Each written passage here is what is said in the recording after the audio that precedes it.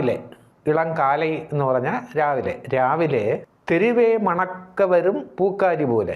തമിഴ്നാട്ടിൽ ഈ തെരുവിൽ കൂടെ ഇങ്ങനെ പൂ വിൽക്കാൻ പോകുന്ന സ്ത്രീകളുണ്ട്. അപ്പോൾ സ്ത്രീകളിങ്ങനെ തലയിൽ കൂടയിൽ പൂവും വെച്ച് അങ്ങനെ വരുന്ന സമയത്ത് ആ പൂവിൻ്റെ മണം ആ തെരുവെല്ലാം മണക്കും.